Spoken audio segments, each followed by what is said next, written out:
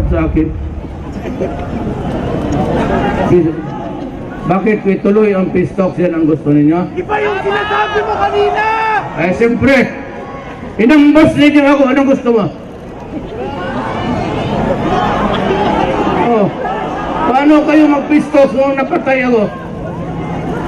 Oh, sira ulo mo. Ituloy-tuloy tapos patayin ninyo ako. Sino ko usap ninyo? Kaya nga, huwag kayo magpapainit. Basta, isabi ko muna sa lahat sa representante. Hindi ko muna mausap lahat. Usap kami, makinig kayo sa kanilang sagot. Yun. Kausap mo. Pistog dyan, tapos magdadasano yung sakyan ko. Sino ang kausap ng pistol? Yung kaluluwa ko. Ituloy! Kaya, tumahimik ko rin kayo. Ayan o. Itong laro na ito matagal to. Noon pa to. So, may maglalabingan, may magpikunan, pero ganun lang yan. Kailan ba ito nahinto? Hindi man ito nahinto. Kaya lang pag nakapikunan, ganun talaga. You know, meron kayong isyu na intindihan ko. Alam ninyo ang posisyon ko rin. Alam ninyo ang ginagawa ko ang lahat. Hindi ko na sinasabi na tinatalikuran ko yan. Eh pati ako, inaambos pa ninyo. Anong klase ito? Walang ganunan.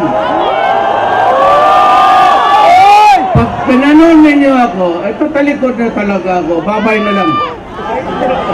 Oh, wala lang sistos, wala naman. Yung Marcelo, eh kung, usap tayo ulit. Sabihin mo sa kanila, mag-usap tayo ulit. Okay lang. Yung Marcelo, may tatapusin lang ako para sa lahat. Hindi yan forever. Maghintay lang kayo. Iilan na lang ang nandyan na may kasalanan. Kaya ako hindi makapasok dyan. Sabihin ko sa inyo dahil may 300 na hostages dyan sa malaking mosque.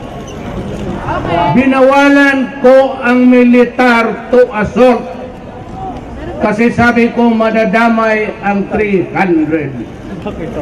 Kasi talagang puputuyan ang ulo pag ina-attack ng militar. Yan na ang nagpaiwan na problema ko na hindi ninyo alam. Bigyan mo akong panahon, 1 taon lang ako presidente ninyo. Bakit ninyo ako ganunin? I promise you, land reform, tanongin ninyo si Mariano kung anong ginagawa niya. Sino kay sabi kay Mariano, hayaan mo yung TRO, sige ilagay mo yung mga pesan. Tanongin muna ninyo yung mga representante ninyo nandyan sa cabinet.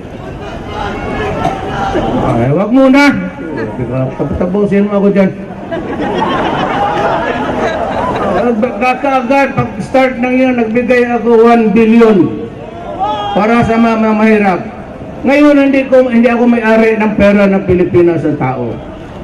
Ginagawa ko lang talaga ang paraan para maligayahan alat, para kayo, para sa tao. Kung nakinig kayo sa speech, hindi ako presidente para sa mga mayaman. Kaya yung Mina,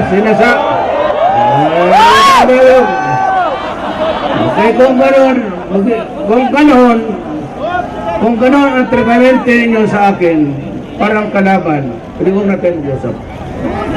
Wala na. Ayaw ko ng hurak, hurak dyan. Ito kumali tuloy Tagalog at mahimik muna kayo. Ayaw ko ng humarap sa inyo kung gano'n. Kung mag-usap, may hindi kayo gusto sa akin, sabihin ninyo sa akin sa Malacanang. Pinapapasok kayo lahat doon. Nakakausap ko lang ang bayan. Magbuli, bakit ka bully? Sino ako magbuli sa inyo? Dadali ninyo akong patayin? Sino may granada dyan? Sige, paputokin mo na dito. Sige. Diyan sa gitna. Para dyan ng banda ang mamatay. Makinig muna kayo. Kung ayaw ninyo makinig sa akin, kasi tingin ninyo diskumpiyado kayo, huwag kayo basta-bastang magmadali. Magtanong kayo sa mga representante ninyo dyan kasi nandyan yung Silalip. Nandyan si Masa, nandyan si Tigualo, nandyan si Mariano, nandyan si Briones. Puro left yan. Ano ba bang, tanungin muna ninyo kung anong ginagawa ko. Hindi na kayo basta ba inaapuran ninyo ako eh. Huwag ninyo akong, I cannot control everything. Ako pwede mag-imprinta ng pera para ibigay ko. Kailangan ko kausapin itong Congress. Ito mahirap to. Bigyan ninyo ako ng panahon. 5 years lang naman na iwan ko. Basta sabihin ko sa iyo, I will deliver. Intindihan ninyo, I will deliver. Ngayon, kung apurin ninyo ako bukas, wala tayong magawa. At sa kung dahin ninyo sa init ng ulo pati supladuhan, di number 1 ako dyan. Pwede ako niyong sigawan dito, babuhin ninyo ako, but the last time that I will talk to you. Kung ano mangyari sa Pilipinas, huwag kayong punta sa akin. Ganon lang tayo, mag-respetan. Give me one, mag-demonstrate lang kayo. Huwag lang magbinastos. Total you are, I am no different from you. Pareho lang man tayo. Sabihin ko, may representante kayo, nandyan na kayo, in-appoint ko na, nandyan na sa loob, ano pa gusto ninyo? Ginagawa ko ng magawa ko, puta na pati yung convoy ko, inambos. Pati ako gusto patayin. Hindi sino kausap ninyo? Di ba ninyo nandoon ako? Tapos sabi, Duterte, mag-usap tayo, magiging kayo ng bayan isang araw. Tapos pag-uwi ko, maglipad ako ng Marawi, ambusin ninyo ako. Hindi naman ako natin eh. Ayun ang mahirap. Pag-usap po natin ng matino. Tapos ako, I'm willing to listen. I'm willing to give you. Ang land reform ang pinakamabilis na. Ang akin lang yung pera, yung pantawid, pagpapangpagtulong sa inyo. Yes. Kaya nga, I won a case of 25 million sa Mighty Cigarette. Yan, itulong ko yan sa mga mahirap. Ang mahirap lang may kailangan ng taxes, ang mga mayaman nila. So para sa tao talaga lahat yan, huwag kayong mag-alala. Ako mismo presidente, wala akong pinirmahan na allowance ni 5 centimo. Maghanap kayo ng resibo dyan sa kuha. Kawawa. Kinukuha ko lang sa gobyerno, salary ko. Wala akong representation, wala akong allowance, wala lahat. So mag-usap tayo, ang relasyon ko sa LER, okay pa. Huwag ninyong sirain kasi magsama tayo. Ang madadamay diyan pagka ganon magkasamaan tayo ng loob. Damay lahat, damay ako, damay kayo. But you keep the open line. Hindi pwede rin badala ng supladuhan, patapangan. Ay, Pilipino, hindi naman ito patayan, hindi naman ito away. Usap ang kailangan natin. Nakausap.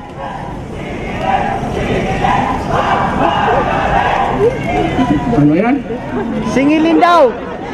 Singilin, singilin, pagbayarin. Singilin daw. Ang bayaran na.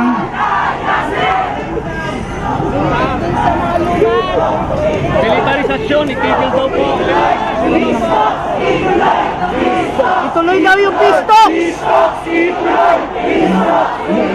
Ano yan ito niya? Ituloy daw yung pistok. Maghanap ko na magmanda dyan, magharap sa akin. Bakit ituloy ang pistoks yan ang gusto ninyo? Iba yung sinasabi mo kanina. Eh, siyempre, inambos ninyo ako, anong gusto mo? Oh, paano kayo mag-pistoks nung napatay ako? Oh, sira ulo mo. Ituloy-tuloy tapos patayin ninyo ako. Sinong kausap ninyo? Kaya nga, huwag kayo magpapainit. Basta, isabi ko muna sa lahat sa representante. Hindi ko hindi mausap lahat.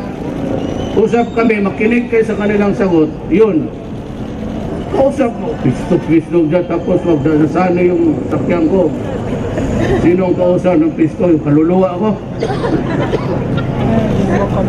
Ilan na ang palaya ko? When was the last time? Last week, 10. Palayain ko lahat.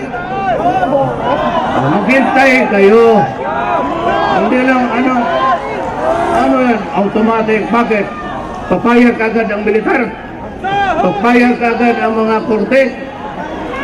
Hindi po, pero ilan ang na-release ko sa inyo? Nandyan sa labas. Hindi militar ang bossing mo! Ano? Hindi militar ang bossing nyo! Hoy, hindi ako may-ari ng gobyerno. Kaya puti nga kayo dito, kay kayo, sabi niyo, kayo may-ari ng gobyerno. Kita mo. Hindi ako ang may-ari ng gobyerno. Hindi ako basta-basta na pag na-presidente ako. Sa sunod at ang gusto ninyo. Huwag mo akong gano'n, dumaan ako dyan. Kagaya rin sa inyo. Tatanungin mo si Season. Isa rin akong sigit sa... alam ko yan, galing ako dyan. Kailangan ka nga ng tahimik, magrespetuhan tayo, huwag na niyo akong i-ambos. Hindi naman kayo lahat pwedeng pagpagkamatay. Kung gusto talaga ninyo, punta kayo lahat sa bukid. Yan ang gusto ninyo. Kung gusto ninyo magpatayan ng Pilipinas, okay rin ako. Yan ang gusto ninyo. Sirain natin ang bayan. Bukas na lang po. Pagilid lang po. Excuse na lang po. Hindi kita maintindihan. Ano? Gawing regular ang manggagawang kontraktual! Kontraktualisasyon! Dapat gawing regular! Hindi kayo nakikinig eh. Sabi ko, Sibilyo number 1 left yan. Yan ang gumagawa ng Indo. Nakaw! Hindi ninyo alam. Wala pa kayo sa panahon namin eh. Yan ang hindi nyo alam. Gusto nyo alam ninyo lahat. Mas marunong kayo kay Belyo, veterano yan dyan. Kaya yan pinapakinggan doon sa kabila eh. Ngayon ganito, magrespetuhan tayo o hindi. Okay ako sigaw-sigawan ninyo, baliwala na akin yan. Ulitin ko ako. Yan ang gusto ninyo. Wala akong problema. Ayaw ninyo magrespeto, ambusin ninyo ako. Tiis kayong lahat. Pabukan na lang po para sa mga lumad. Pabukan na lang po. Pinapatay ka kayo. Hello, sino may armas dyan? Gana. Puputok na kayo. Walang armas. Sige na, kay saluhin ko. Ibalik ko kayo yung magbuwan. Pabukan na lang po sa mga lumad. Alis na ako. Para sa mga lumad. Kasi ako ay nangihina. Patuyo po sa mga lumad. Kaya ako natakot ko gano'n. Tapos na ako. Basta ganito, kung wala kayong respetuhan, pag yan ang gusto ninyo, ibigay ko sa inyo. Ganong ugali ko. Ayaw ninyo yung respetuhan tayo, okay. Ibibigay ko sa inyo. Oo, totoo. So, kalimutan ninyo ako. At huwag kayong demonstrate ko kung sino hingian ninyo ng alibyo ko. Hindi mo matakot sa ganyan-ganyan, galing ako dyan. Hindi ako na-intimidate yung sigaw. Pag wala tayong respetuhan, pati sa akin hindi bali yung iba, kalaban talaga ninyo yung dumaan. Pero pati ako, kilala ninyo, kayong mga taga-Davao, ayaw yung irespeto, bahala kayo. Sige, sigaw kayo hanggang maubos yung boses ninyo. Pero wag na wag kayong mukala. Lumayan, Lucas Pinahan!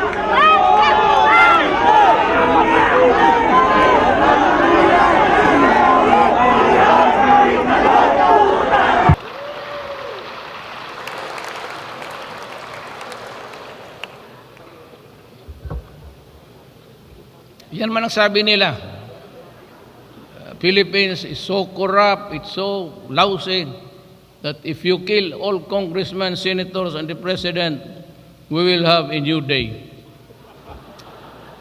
So I pray that if the earthquake comes, it comes now, this moment. Kompleto na tayo. May madamay pa tayo doon sa harap.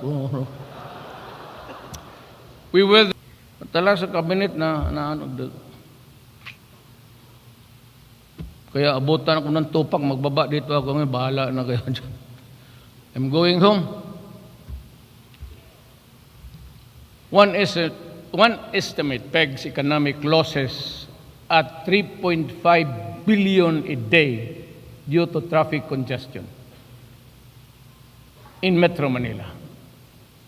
So meantime, I reiterate my directive, my request, my pleading to the MMDA and all concerned local officials in Metro Manila and other cities to undertake immediate action to ensure the speedy and smooth flow of vehicular traffic.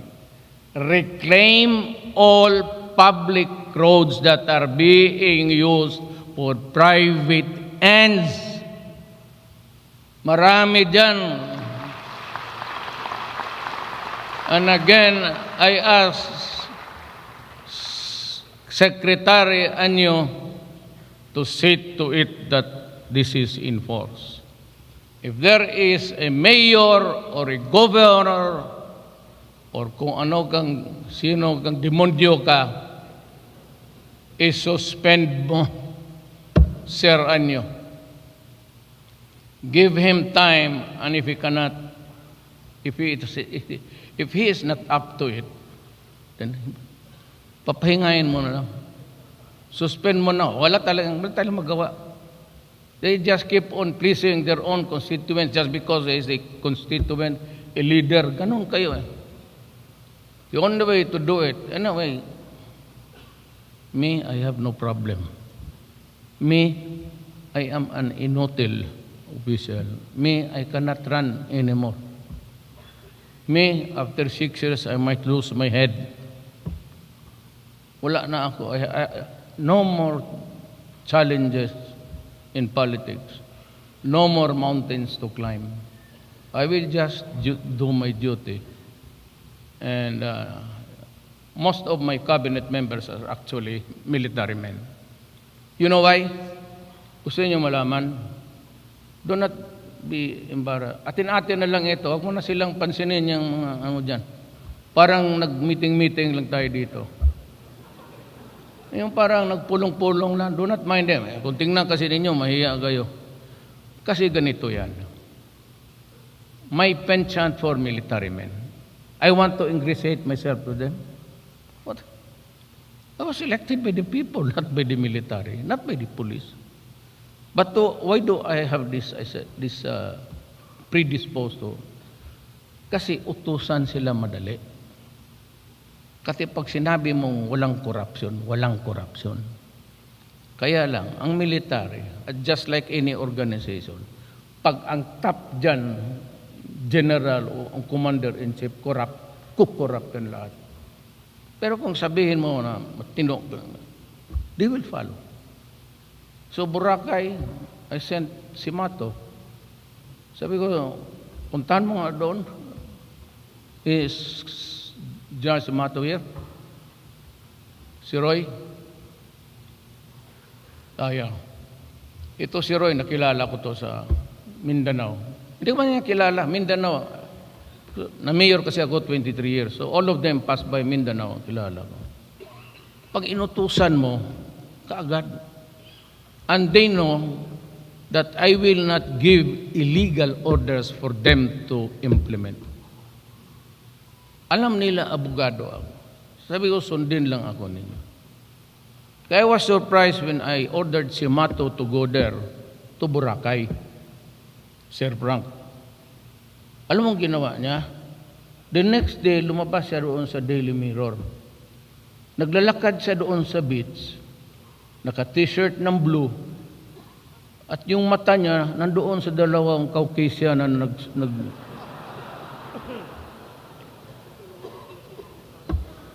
kadamit sa Mato.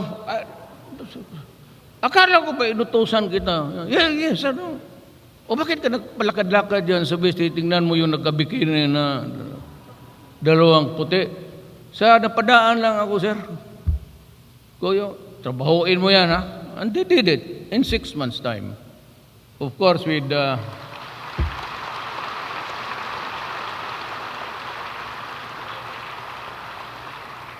I like si Mato because he mixes pleasure with work. That is the way how to do it.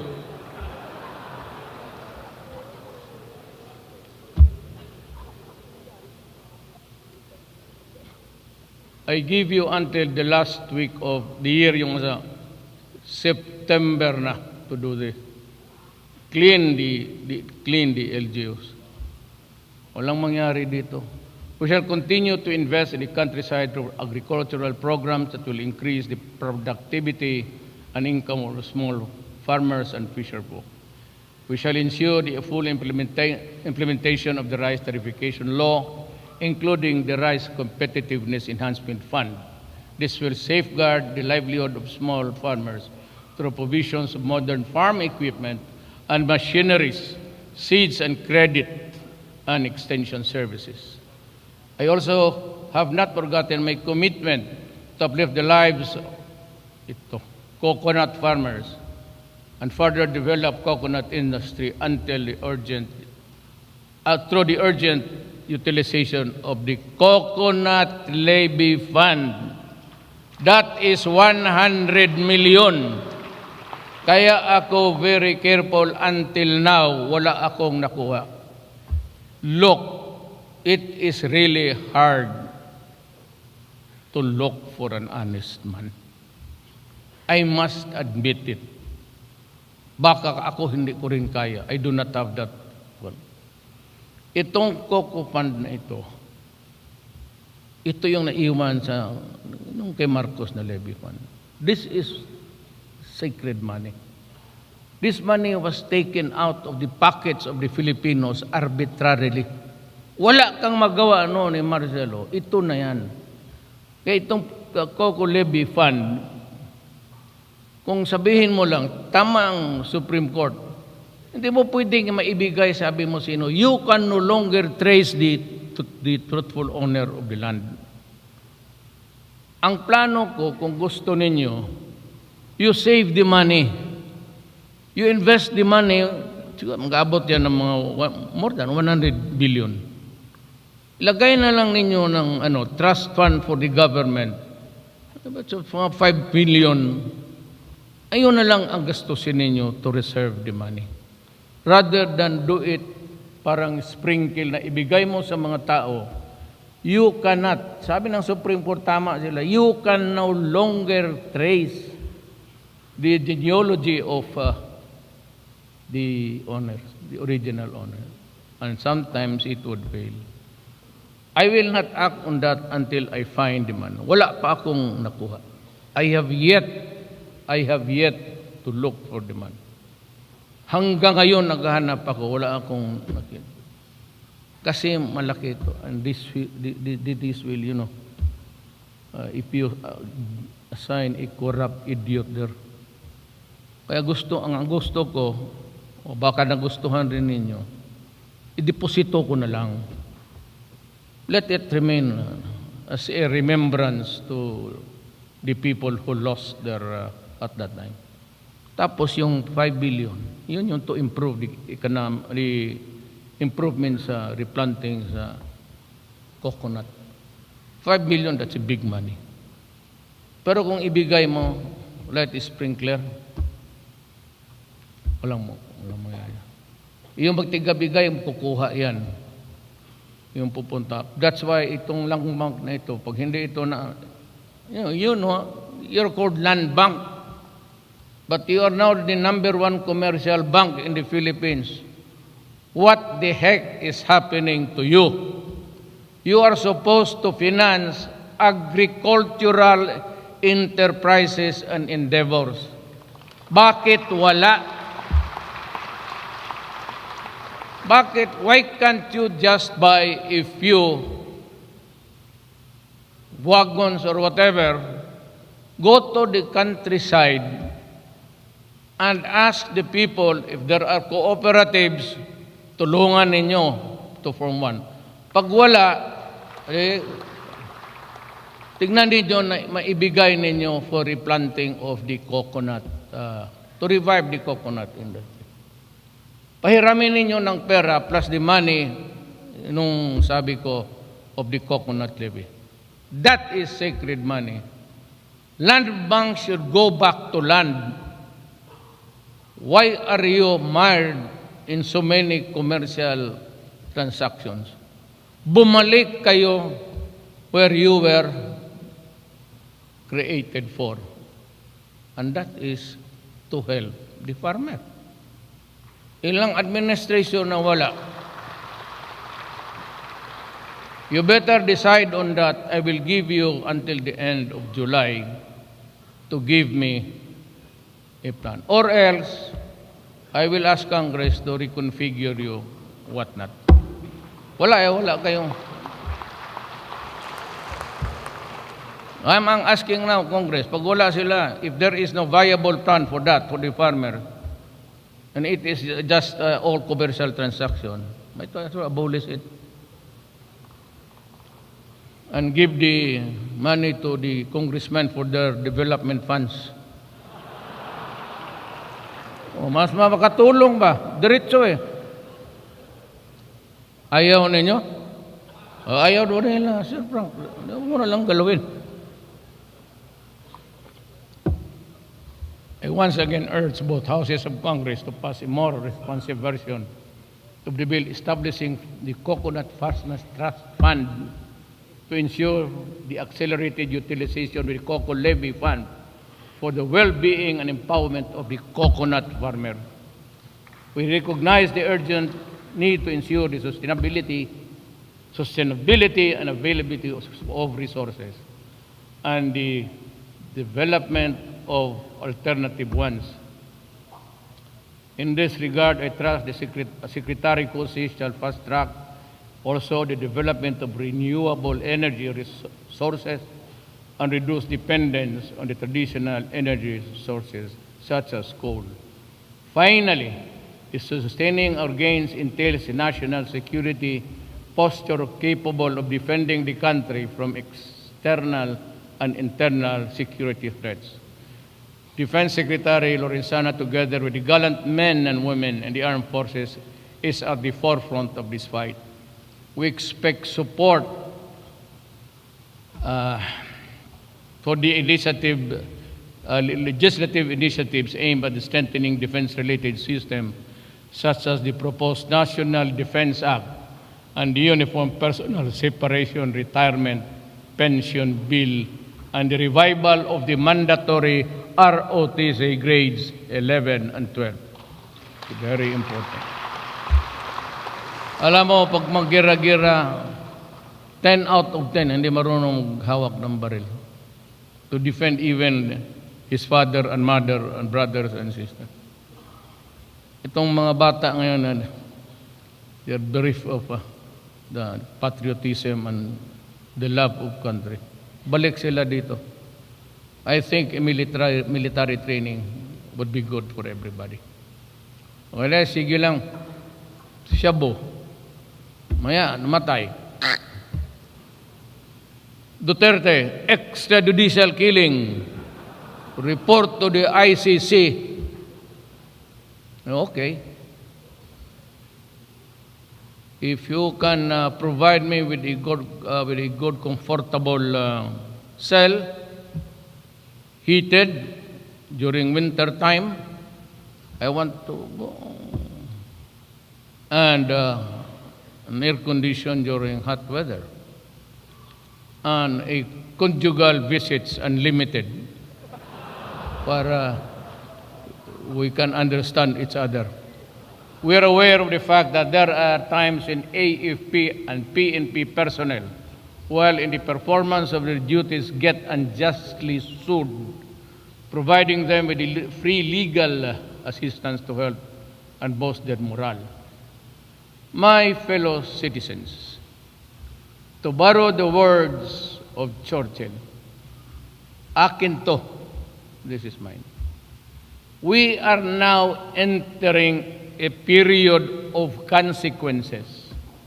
The consequences of what we did and did not do, but should have done during my first half of my term. I assume full responsibility for that. As president, I cannot pass the blame to anybody. So it's on me. Though we cannot change the past, we will not squander the future. I will push harder in the pursuit of programs that we have started, but always within the parameters of the law. I will not merely coast along or while away my time during the remaining years of my administration. It ain't my style, but I will not stop until I reach the finish line. Then and only then shall I call it a day. Our goal for the next 3 years is clear. A comfortable life for everybody, all Filipinos. We have made significant strides and accomplishments and signal milestones as a nation in the past 3 years. This momentum must continue with greater fervor in the next 3 years and beyond. I dream of glowing days ahead for every Filipino. I dream of a Philippines better than the one I grew up with. This is my pledge and commitment for just 3 years, if I can. If I cannot, I'm sorry. But I shall continue to comply with my constitutional duty to serve and protect the Filipino until the last day of my term. God bless the Filipino. God bless the Philippines. Thank you very much.